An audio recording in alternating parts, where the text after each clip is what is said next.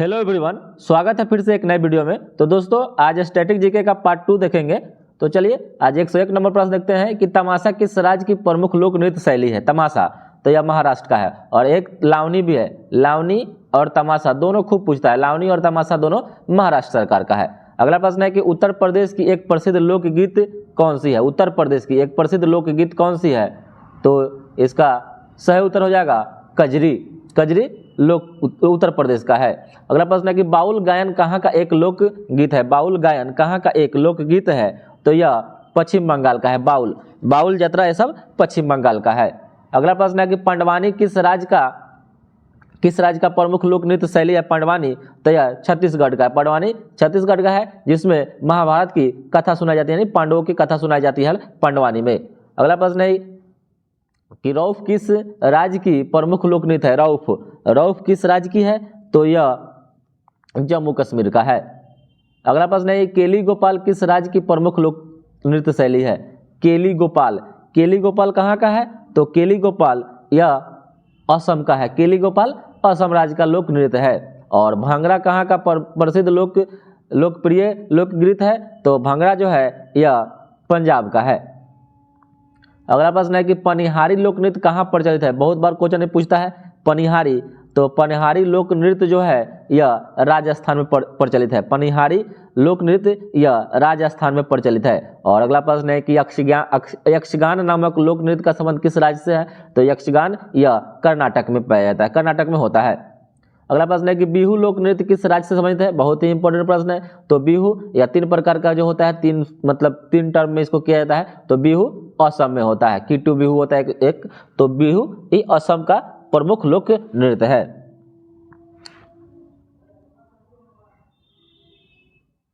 चलिए अगला प्रश्न है कि निम्नलिखित में से कौन गजल गायकी से संबंधित नहीं है। गजल गायकी से इसमें से कौन संबंधित नहीं है। तो बेगम अख्तर है, पिनाज मसानी है, मलिका पुखराज है, लेकिन हरि भाई बडोकर जो है ना, बड़ोडकर यह नहीं है। इसलिए आपका ऑप्शन नंबर डी सही हो जाएगा।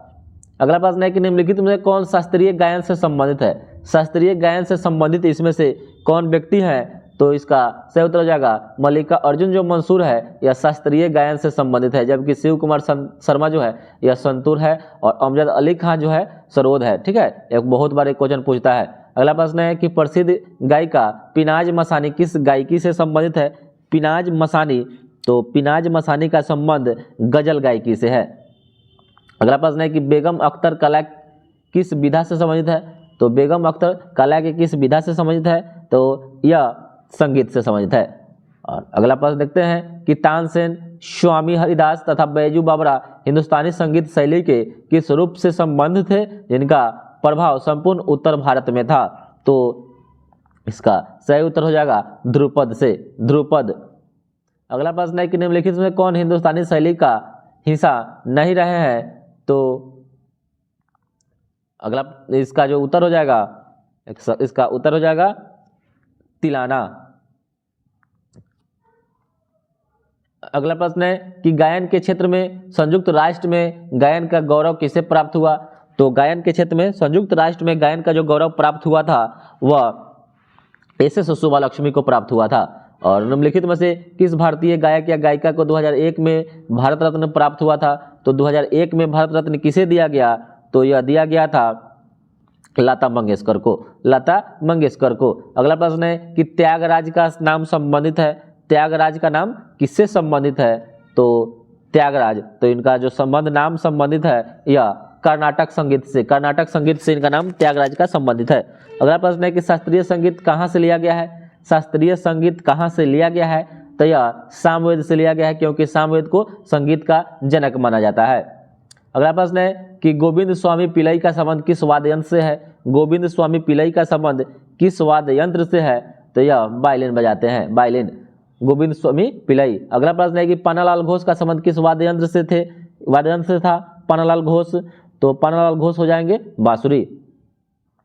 अगला प्रश्न है कि पलाधार रघु का संबंध किस वाद्य यंत्र से है। पलाधार रघु, तो पलाधार रघु का संबंध जो है ना यह मृदंगम से है, मृदंग। तो दोस्तों आप लोग वीडियो अच्छा लगे तो कमेंट और लाइक कर दीजिएगा एक, क्योंकि आप लोग के लिए बहुत सारा ये कहीं कहीं से कंटेंट लाया जाता है, आप लोगों को इतना बताया जाता है, तो आप लोग एक सब्सक्राइब चैनल को कर दीजिएगा। एक सब्सक्राइब करने से कुछ नहीं होता है दोस्तों। चलिए अगला प्रश्न है कि बीवी सुब्रमण्यम कौन से वाद्य यंत्र बजाते हैं? तो बीवी सुब्रमण्यम जो वाद्य यंत्र बताते हैं वह वायलिन बजाते हैं, वायलिन। अगला प्रश्न है कि बाल मुरली कृष्ण का संबंध किस वाद्य यंत्र से है? बाल मुरली कृष्ण का संबंध किस वाद्य यंत्र से है? तो यह भी वायलिन बजाते हैं। अगला प्रश्न है कि निम्नलिखित में से कौन सा सही सुमेलित नहीं है? कौन सा सही सुमेलित नहीं है? तो देखिए, विलायत खा सितार से संबंधित है, अला रखा खा तबला, हरिप्रसाद चौरसिया बांसुरी, जबकि अमजद अली खा पखावज दिया हुआ है या गलत दिया हुआ है, क्योंकि अमजद अली खा सरोज बताते हैं, इसलिए आपका ऑप्शन नंबर डी सही हो जाएगा। अगला प्रश्न है कि उस्ताद जाकिर हुसैन को किस वाद्य यंत्र को बजाने में विशिष्टता प्राप्त है? तो उस्ताद जाकिर हुसैन, तो उस्ताद जाकिर हुसैन का संबंध या तबला से है, तबला वाद्य यंत्र से। अगला प्रश्न है कि प्रसिद्ध उपन्यास व्हाइट टाइगर किस लेखिका के द्वारा लिखा गया है? तो व्हाइट टाइगर या अरविंद अडिगा के द्वारा लिखा गया है, तो अरविंद अडिगा, इसका ऑप्शन नंबर सी हो जाएगा, इसका ऑप्शन नंबर सी सही हो जाएगा। अगला प्रश्न है कि पंडित किशन महाराज किस वाद्य यंत्र के प्रमुख वादक रहे हैं? किशन महाराज, तो किशन महाराज का संबंध जो था यह तबला से था। अगला प्रश्न है कि पंडित रविशंकर को निम्नलिखित में से किस वाद्य यंत्र को बजाने में विशिष्टता प्राप्त है? तो इसका सही उत्तर हो जाएगा सितार, पंडित रविशंकर। और अगला प्रश्न है कि अनुष्का रविशंकर का संबंध किस वाद्य यंत्र से है? अनुष्का रविशंकर का संबंध किस वाद्य यंत्र से है? तो इसका सही उत्तर हो जाएगा सितार।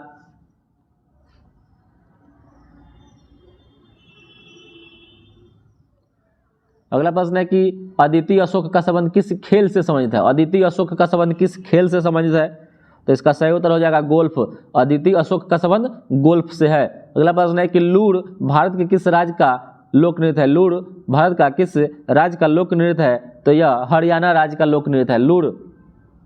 अगला प्रश्न है कि कादरी गोपाल नाथ का संबंध किस वाद्य यंत्र से है? कादरी गोपाल नाथ का संबंध किस वाद्य यंत्र से है? तो इसका सही उत्तर हो जाएगा सैक्सोफोन, सैक्सोफोन। अगला प्रश्न है कि करदांग मठ जो एक बौद्ध तीर्थ स्थल है किस भारतीय राज्य में अवस्थित है? करदांग मठ जो एक बौद्ध तीर्थ स्थल है किस भारतीय राज्य में अवस्थित है? तो इसका सही उत्तर हो जाएगा हिमाचल प्रदेश। अगला प्रश्न है कि कमला नारायण को किस शास्त्रीय नृत्य के लिए जाना जाता है? कमला नारायण को किस शास्त्रीय नृत्य के लिए जाना जाता है? तो यह जाना जाता है भरतनाट्यम के लिए, भरतनाट्यम के लिए। अगला प्रश्न है कि the diary of a young girl किसकी आत्मकथा है? The diary of the young girl किसकी आत्मकथा है? तो यह एनी फ्रैंक का है। बहुत ही महत्वपूर्ण प्रश्न है, एनी फ्रैंक का। अगला प्रश्न है कि सहाय नूर महल भारत का एक केंद्रीय संरक्षित स्मारक है, यह भारत के किस राज्य में अवस्थित है? सराय नूर महल, तो सराय नूर महल यह पंजाब राज्य में अवस्थित है। अगला प्रश्न है कि रोड्स टू मसूरी पुस्तक के लेखक कौन है? तो रोड्स टू मसूरी पुस्तक के लेखक रस्किन बॉन्ड है, रस्किन बॉन्ड। अगला प्रश्न है जो बहुत ही वीवीआई प्रश्न है कि कालबेलिया नृत्य शैली निम्नलिखित में से किस राज्य से संबंधित है?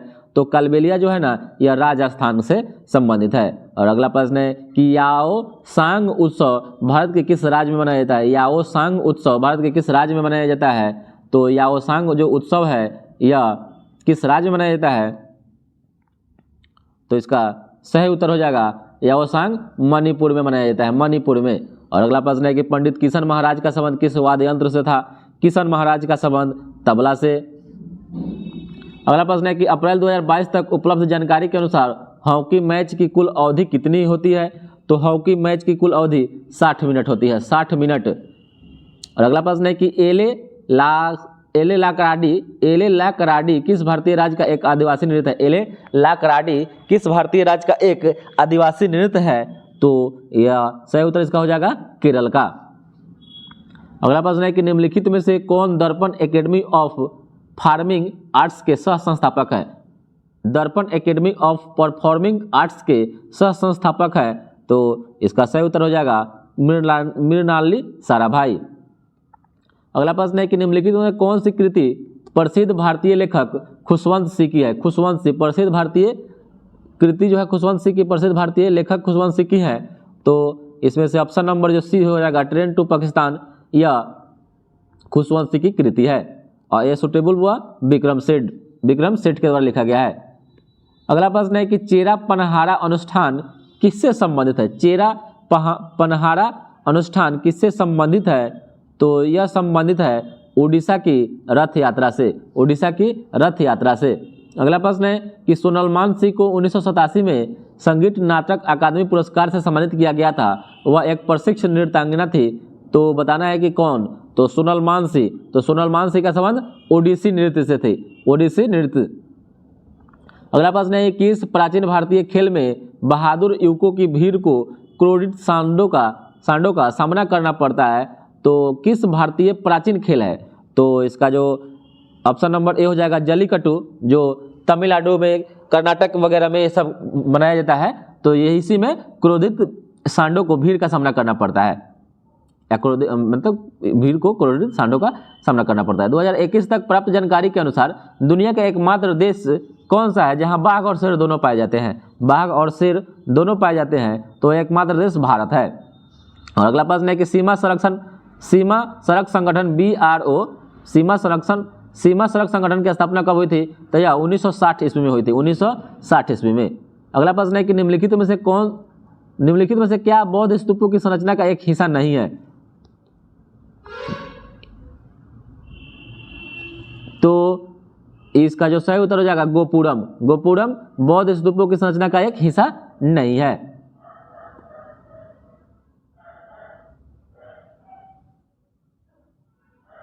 अगला प्रश्न है कि आना करेनिना के लेखक कौन है? आना करेनिना के लेखक कौन है? तो ये हो जाएंगे लियो टॉल्स्टॉय, लियो टॉल्स्टॉय। अगला प्रश्न है कि IPL की शुरुआत किस वर्ष हुई थी? IPL की शुरुआत किस वर्ष हुई थी? तो यह 2008 ईस्वी में हुआ था, 2008 ईस्वी में हुआ था। अगला प्रश्न है कि NSG का फुल फॉर्म क्या है, पूरा नाम क्या है?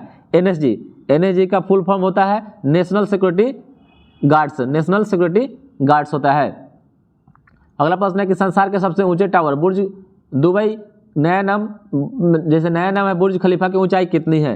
तो बुर्ज खलीफा की जो ऊंचाई है वह 828 मीटर है, 828 मीटर है। और अगला प्रश्न है कि संसार में रेलों का सबसे बड़ा जाल वाला देश कौन सा है? संसार में रेल का सबसे बड़ा जाल वाला देश कौन सा है? तो यह अमेरिका है। अगला प्रश्न है कि तंजौर बाला सरस्वती किस शास्त्रीय नृत्य से संबंधित है?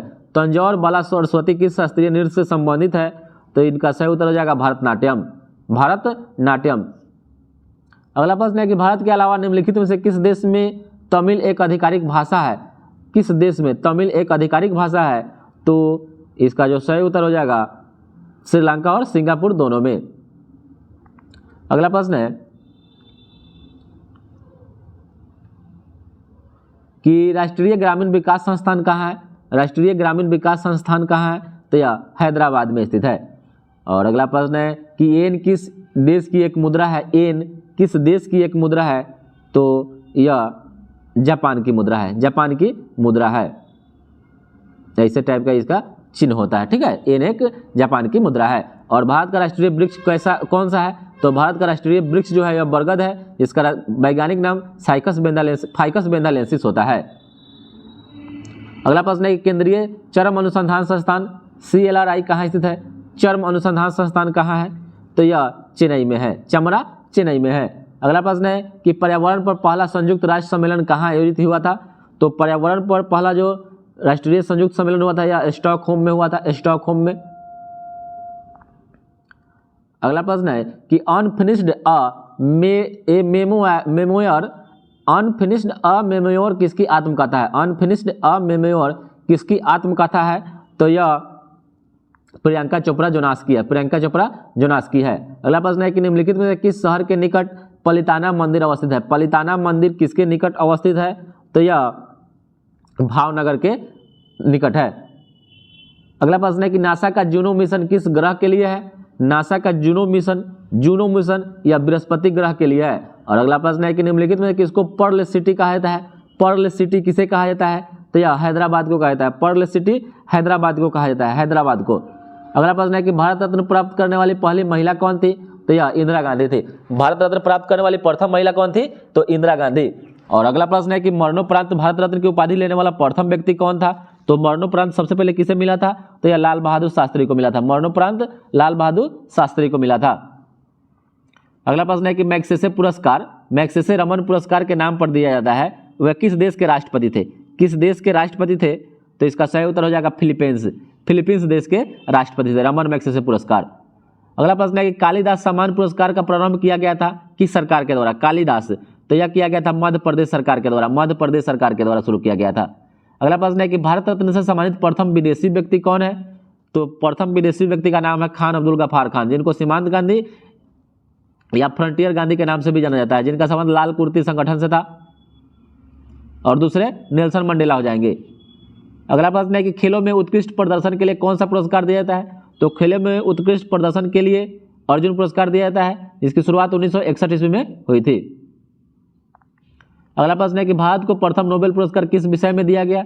तो भारत को प्रथम नोबेल पुरस्कार जो दिया गया था वह साहित्य में दिया गया था रविन्द्रनाथ टैगोर को 1913 ईस्वी में गीतांजलि पुस्तक के लिए। अगला प्रश्न है कि प्रतिवर्ष कितने नोबेल पुरस्कार प्रदान किए जाते हैं? तो प्रतिवर्ष जो नोबेल पुरस्कार प्रदान किए जाते हैं वह 6 प्रदान किए जाते हैं 6 क्षेत्रों में। मतलब प्रतिवर्ष कितने नोबेल पुरस्कार प्रदान किए जाते हैं? तो 6 पुरस्कार प्रदान किए जाते हैं। और 2014 का नोबेल का शांति पुरस्कार किसे दिया गया था? तो 2014 का नोबेल का शांति पुरस्कार दिया गया था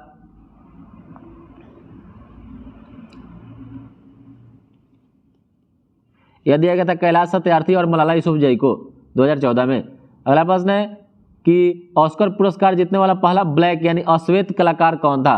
तो ऑस्कर पुरस्कार जीतने वाला पहला अश्वेत कलाकार का नाम था सिडनी पोटियर। सिडनी पोटियर यह पहला अश्वेत कलाकार था जो ऑस्कर पुरस्कार जीता था। अगला प्रश्न है कि 1918 में किस भौतिक वैज्ञानिक को क्वांटम थ्योरी के लिए नोबेल पुरस्कार से सम्मानित किया गया था?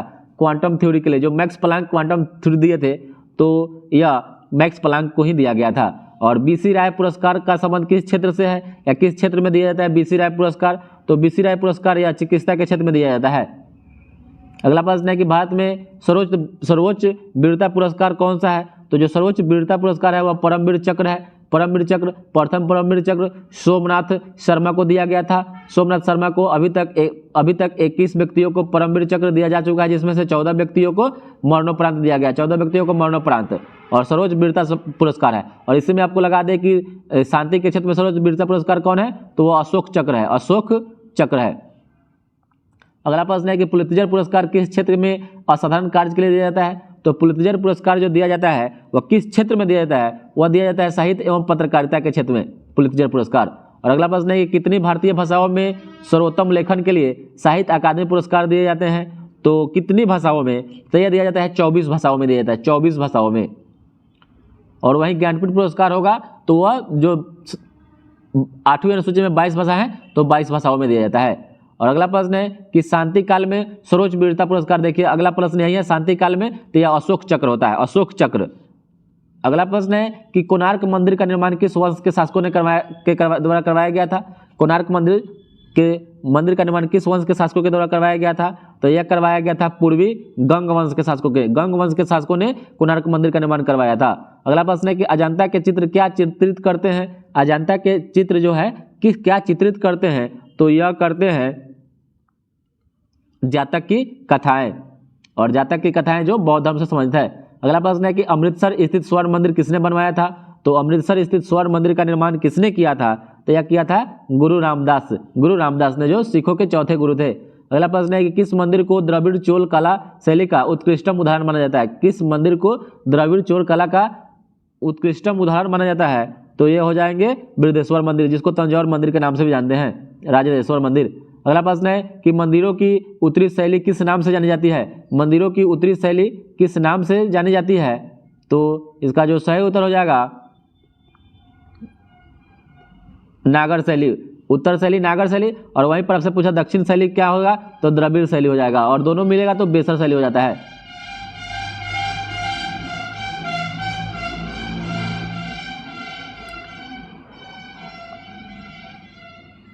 अगला प्रश्न है कि चामुंडा माता मंदिर कहाँ स्थित है? चामुंडा माता मंदिर कहाँ स्थित है? तो यह राजस्थान में है। और अगला प्रश्न है कि बद्रीनाथ धाम किस शहर में स्थित है? बद्रीनाथ धाम किस शहर में स्थित है? तो यह उत्तराखंड के चमोली में है।